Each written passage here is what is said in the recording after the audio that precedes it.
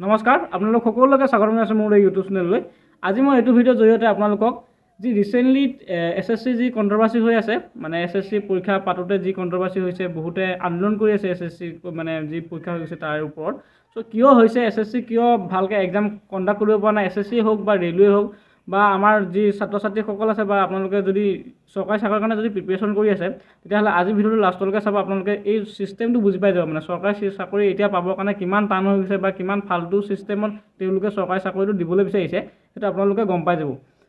তো এতিয়া মই ৰিচেণ্টলি যি কণ্ট্ৰভাৰ্চি হৈ আছে সেইটো আপোনালোকক অকণমান বুজাবলৈ যত্ন কৰিছোঁ। চ' মই ভাবোঁ আপোনালোকে ভিডিঅ'টো লাষ্টলৈকে চাব, আৰু ভিডিঅ'টো যদি ভাল লাগে ভিডিঅ'টো লাইক এটা কৰি দিব, আৰু চেনেলত যদি নতুন আছে চেনেলটো ছাবস্ক্ৰাইব এটা কৰি দিব।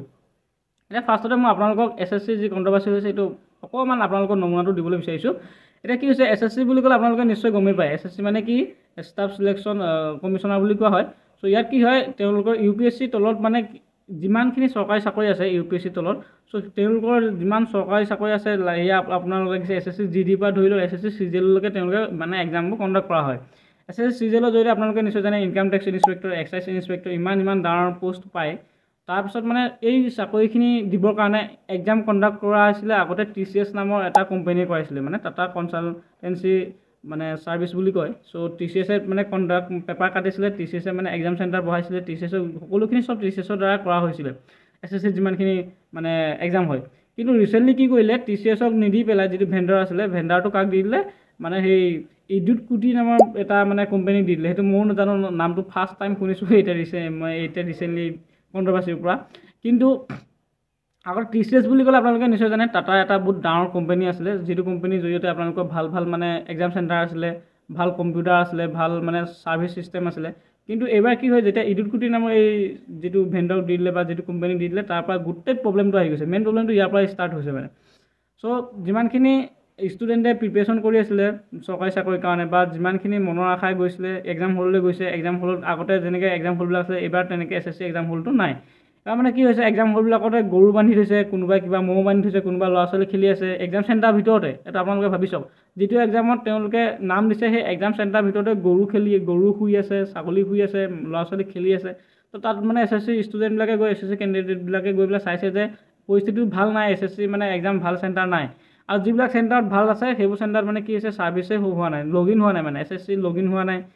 কীবৰ্ড চলা নাই, মাউচ চলা নাই, কিবা এটা কম্পিউটাৰেই অন হোৱা নাই, তেনেকুৱা ধৰণৰ প্ৰব্লেম হৈছে মানে। চ' এতিয়া আপোনালোকে নিজে কওক, এজন ল'ৰাই এছএছচি চিজিএল বা এছএছচি জিডি যিকোনো হওক, যিকোনো এটা গভৰ্ণমেণ্ট চাকৰিৰ কাৰণে হওক, কিমান কষ্ট কৰি কিমান দিন পঢ়ি থাকে আপোনালোকে নিজে কওকচোন।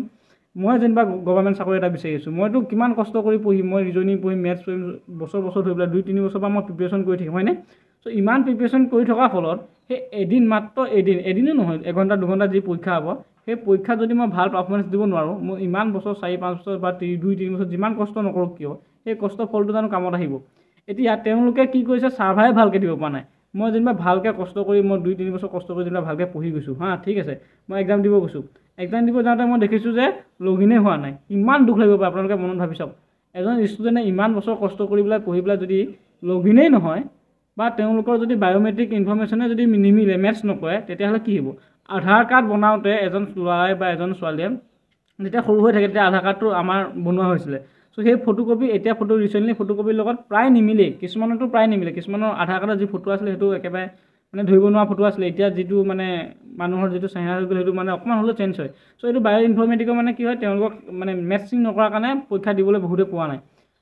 কিমান এটা দুখজনক কথা হ'ব পাৰে, ইমান কষ্ট কৰি পেলাই এজন ল'ৰাই কি বুলি ভৰসা কৰিব এটা মানে এছএছচিৰ ওপৰত? সেইটো আপোনালোকে নিজে, এছএছচি নহয়, ৰেলৱে চাকৰিবিলাকতো, চৰকাৰী চাকৰি যিখিনি এক্সাম আছে, তো তাতো বহুত এনেকুৱা প্ৰব্লেম হৈছে মানে। তো পেপাৰ যিটো কণ্ডাক্ট কৰে, পেপাৰৰ মানে কোনো ধৰণৰ কিবা নাই, মানে কি বুলি কয়, যিটো আগতে যেনেকৈ TCSে কণ্ডাক্ট কৰিছিলে তেনেকৈ কণ্ডাক্ট কৰিব পৰা নাই। আৰু তাৰপিছত কি হৈছিলে, কুৱেশ্যনবিলাক মানে ভুলকৈ দিছে। কুৱেশ্যন মানে এটা কুৱেশ্যন ভুল দিয়ে, আৰু ভুলটো আপোনালোকে যদি ৰিপৰ্ট মাৰিবলৈ হয় যে কুৱেশ্যনটো ভুল হৈছে, তেনেকৈ যদি ৰিপৰ্টটো দিবলৈ হয়, তেতিয়া ৰিপৰ্টটো দিবৰ কাৰণে 100 টকা খোজে, মানে এটা কুৱেশ্যনৰ প্ৰতি 100 টকা, যে এইটো কুৱেশ্যনটো ভুল হৈছে, এইটো কুৱেশ্যন আপোনালোকে শুধৰাই লওক বুলি যদি এনেকৈ ৰিপৰ্ট মাৰে, তেতিয়াহ'লে 100 টকা দিব লগা হয়। যেনেকৈ আপোনালোকে নিজে ভাবি চাওক, বহুতকেইজন ছাত্ৰ ছাত্ৰীয়ে যদি প্ৰায়খিনি 10টামান কুৱেশ্যন যদি সিহঁতে ভুল দি দিলে, ঠিক আছে, 10টা কুৱেশ্যনক বহুতকেইজন কেণ্ডিডেটে কি কৰিব, যে এইকেইটা কুৱেশ্যন ভুল হৈছে, আপোনালোকে এবাৰ চাওক বুলি যদি ৰিপৰ্ট মাৰিব লগা হয়, ৰিপৰ্ট মাৰোঁতে প্ৰতিজন ছাত্ৰই 100 টকাকৈ যদি দিয়ে, যদি 10,000ৰো দিয়ে, 10,000 ছাত্ৰ ছাত্ৰীয়ে যদি এনেকৈ ৰিপৰ্ট দিয়ে, তেতিয়া কিমান টকা হ'ব আপোনালোকে ভাবি চাওক। কিমান ঘোটালা কৰি আছে পইচা। সো তেওঁলোকে পইচা পাবৰ কাৰণে ল'ৰা ছোৱালী ভৱিষ্যতৰ লগত ইমান এটা বেয়া হেতালি খেলিছে আপোনালোকে নিজে কওক কোনোবা এটা ল'ৰা কি ভৰসা কৰি পেলাই মানে চৰকাৰী চাকৰিৰ কাৰণে প্ৰিপেৰেশ্যন কৰিব আপোনালোকে নিজে কওকচোন হয় নহয় এতিয়া মই এডিআৰিৰ ক্ষেত্ৰতে যদি আপোনালোকে ভাবি চাই ধৰি লওক আপোনালোকে আছামৰ এডিআৰি চৰকাৰী চাকৰিৰ কাৰণে যদি প্ৰিপেৰেশ্যন কৰি আছে তাৰপৰা আপোনালোকে বোলে এবছৰ হ'ল 1.5 বছৰ হ'ল আপোনালোকে প্ৰিপেৰেশ্যন কৰি আছে লাষ্টত বোলে এক্সাম দিবলৈ গৈছে গৈ পেলাই দেখিছে আপোনালোকৰ যি এডমিট কাৰ্ড হৈছে সেই এডমিট কাৰ্ড বোলে ভেলিডেট নহয় বা আপোনালোকৰ যদি মানে ধৰি লওক মানে আপোনালোকৰ নামত যেনিবা অমাৰ্কশ্বিটে নাহিলে কিমান বেয়া লাগিব পাৰে আপোনালোকে কওকচোন হয় নাই লাষ্টত বোলে আধাৰ কাৰ্ডটো আমাৰ ভেৰিফিকেশ্যন নকৰে বাৰু কথাটো কৈছোঁ তেনেকুৱা ধৰণৰ বোলে আপোনালোকে এক্সাম দিবলৈ নাপালে বা যিটো চেণ্টাৰত বোলে আপোনালোকৰ নাম আহিছিলে সেইটো চেণ্টাৰ বোলে গৰু ছাগলী বোলে বন্ধ হৈ আছে এইটো চেণ্টাৰত কেনেকুৱা লাগিব আপোনালোকে ভাবি চাওক আৰু এটা ডাঙৰ চবতকৈ প্ৰব্লেমটো হৈছে কি এতিয়া মই ধৰি লওক SSC পৰীক্ষা দিব বিচাৰিছোঁ মই এক্সাম চেণ্টাৰটো যেনিবা মোৰ ঘৰৰ ওচৰত যিটো ঘৰৰ ওচৰ হয় তাত মই যেনিবা এক্সাম চেণ্টাৰটো মানে চিলেক্ট কৰিছোঁ ঠিক আছে চ' এক্সাম চেণ্টাৰটো চিলেক্ট কৰাৰ পিছত কি হৈছে মই যেনিবা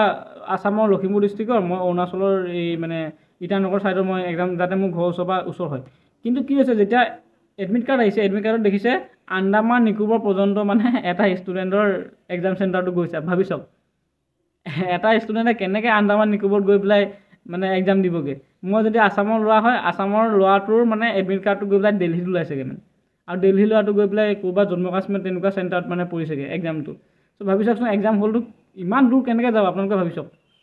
তাকো 15 দিন 10 দিনৰ আগত মানে 7 দিনৰ আগত এনেকুৱা দিনৰ আগত মানে এডমিট কাৰ্ডটো ৰিলিজ কৰি দিয়া হয় চ' 7 দিনৰ আগত আপোনালোকে ট্ৰেইন যদি কওঁ বুলি কয় ট্ৰেইনৰ টিকেটো আপোনালোকে কনফাৰ্ম কৰিব নোৱাৰে আপোনালোকে নিশ্চয় বুজি পাইছেনে ট্ৰেইন যদি কওঁ বুলি কয় ট্ৰেইনৰ টিকেটো আপোনালোকে কনফাৰ্ম কৰিব নোৱাৰে 7 দিনৰ ভিতৰত এনেকুৱা পৰিস্থিতি হৈ আছে চ' 7 দিনৰ ভিতৰত ল'ৰাটোৱে গৈ পেলাই দিল্লীত গৈ পেলাই পৰীক্ষাটো কেনেকৈ দিবগৈ কওকচোন যেনিবা লাষ্ট এটেম্প আপোনাৰ SSC চিজিএল এবাৰ লাষ্ট এটেম্প আপোনাৰ বয়স নাই এনেকুৱাতে যদি আপোনালোকৰ এনেকুৱা হৈ গুচি যায় বোলে এক্সামেই দিব নাপায় চেণ্টাৰটো গৈ পেলাই দিল্লীত পৰিছে আপুনি অনলাইন কৰিছিলে আছামৰ কোনোবা এটা চেণ্টাৰত তেতিয়াহ'লে প্ৰব্লেম কেনেকুৱা নেক্সট লেভেলৰ প্ৰব্লেম হৈছে আপোনালোকে ভাবি চাওক আৰু তাতকৈ প্ৰব্লেমটো কি হৈছে আগবেলা এক্সাম দিবলৈ অহা আগতে চেণ্টাৰ এটা দেখাইছিলে এটা সেইটো মানে এক্সাম মানে প্ৰিণ্ট আউট কৰি লৈ গুচি গ'ল এজনী ছোৱালীয়ে মানে ধৰি লওক এক্সাম 10টাৰ পৰা আছে মই 9টা বজাৰ পৰা এডমিট কাৰ্ডটো ডাউনলোড কৰি পেলাই প্ৰিণ্ট আউট কৰি লৈ গ'লোঁ তেতিয়া এক্সামটো দেখাই চেণ্টাৰটো দেখাই আছিলে মানে যিটো জেগাত বিচাৰি আছিলে সেইটো জেগাতে বিচাৰি আছে ঠিক আছে কিন্তু যেতিয়া 10টা বাজি গ'ল 10টা বাজি যোৱাৰ লগে লগে এক্সাম চেণ্টাৰে চেঞ্জ কৰি দিলে মানে 1 ঘণ্টাৰ ভিতৰত এক্সাম চেণ্টাৰ চেঞ্জ কৰিছে চ' 1 ঘণ্টাৰ ভিতৰত সেই ছোৱালীজনী যদি ঘূৰিও যাবলৈ বিচাৰে সেইটো চেণ্টাৰত কেনেকৈ ঘূৰি যাব কেনেকৈ মেনেজ কৰিব আপোনালোকে ভাবি চাওক ইমান ঘাটিয়া কোৱালিটিত মানে ইডিউটকুটি নামৰ এই যিটো কোম্পানী আছে সেই কোম্পানীতে মানে কণ্ডাক্ট কৰিছে এক্সামখিনি ত' তাৰ কাৰণে কি হৈছে ৰিচেণ্টলি বহুত আদিত্য ৰঞ্জন ছাৰ নিতু মেম তাৰপৰা ৰাকেশ যাদৱ ছাৰ SSC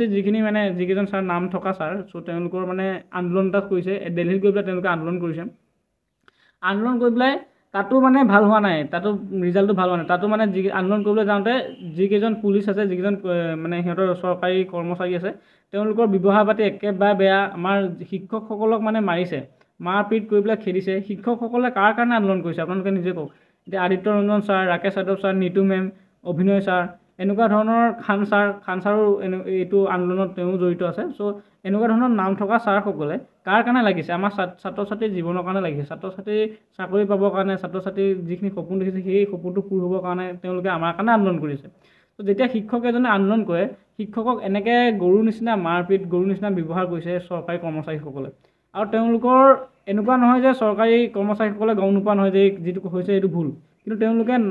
নামাতো বুলিয়ে নামাতে এইটোৰ ওপৰত তেওঁলোকে কাম নকৰোঁ বুলিয়ে কোৱা নাই মানে চৰকাৰেও মানে কথাকেইটা জানি পেলাই আওকাণ কৰি আছে মই ভাবোঁ আপোনালোকে এইটো ভিডিঅ' শ্বেয়াৰ কৰক আপোনালোকৰ কমেণ্টখিনি এইটো ভিডিঅ'ত আপোনালোকে দাঙি ধৰক যিমান পাৰে মোৰ ভিডিঅ'টো শ্বেয়াৰ কৰক যাতে সকলোৱে গম পায় অসমতো এতিয়া মানে SSC যিখিনি এছপিৰেণ্ট আছে সেইসকলেও গম পায় বা চৰকাৰী কাৰণে যিসকলে প্ৰিপেৰেশ্যন কৰি আছে তেওঁলোকেও যাতে গম পায় আৰু পুনৰবাৰ TCS টাটাৰ যিটো কোম্পানী আছিলে টাটা কনচালটেঞ্চি যিটো ছাৰ্ভিচ আছিলে সেইটোলৈকে যাতে এক্সামটো পুনৰবাৰ দি দিয়ে তাকে মই কামনা কৰোঁ আৰু আপোনালোকে যদি প্ৰিপেৰেশ্যন কৰি আছে আপোনালোকৰ প্ৰিপেৰেশ্যনটো ৰাখি থাকক কণ্টিনিউৱাছ ৰাখক আপোনালোকে এইটো নাভাবিব যে এনেকুৱা হৈছে তেনেকুৱা হৈছে তাৰ কাৰণে মই প্ৰিপেৰেশ্যনে নকৰিম নেকি সেইটো নহয় আপোনালোকে প্ৰিপেৰেশ্যনটো কণ্টিনিউৱাছ ৰাখক কণ্টিনিউটি ৰাখক আপোনালোকৰ ছাকচেছ হ'ব চাকৰি পাব ত' টেনশ্যন কৰিব নালাগে আপোনালোকে জাষ্ট মানে সহায় কৰক টুইটাৰত আপোনালোকে টুইট কৰক SSCৰ কাৰণে চ' SSC ট্ৰেণ্ডিং টুইট চলি আছে #educate out এনেকৈ চলি আছে তো তেনেকৈ আপোনালোকেও মানে টুইটাৰত ট্ৰেণ্ডিং কৰিব পাৰিব যাতে চৰকাৰে গম পায় চৰকাৰৰ কাণত যাতে পৰেগৈ প্ৰধানমন্ত্ৰী নৰেন্দ্ৰ মোদীৰ কাণত যাতে পৰেগৈ SSC এক্সামৰ মানে যিটো কণ্ট্ৰভাৰ্চি হৈ আছে মই ভাবোঁ নেক্সট যি SSC এক্সাম হ'ব সেইটো এক্সামটো ভালকৈ হ'ব আৰু সকলোৱে সহায় সহযোগিতা কৰক চবে ভিডিঅ'টো শ্বেয়াৰ কৰি দিয়ক লাষ্টত এটা ৰিকুৱেষ্ট পুনৰবাৰ কৰিছোঁ, আপোনালোকে যদি চেনেলত আহিছে চেনেলটো ছাবস্ক্ৰাইব কৰি দিব আৰু ভিডিঅ'টো যদি ভাল লাগে ভিডিঅ'টো লাইক কৰি দিয়ক। থেংক ইউ, ধন্যবাদ। আপোনালোকৰ কমেণ্টটো লাষ্টত জনাই দিব।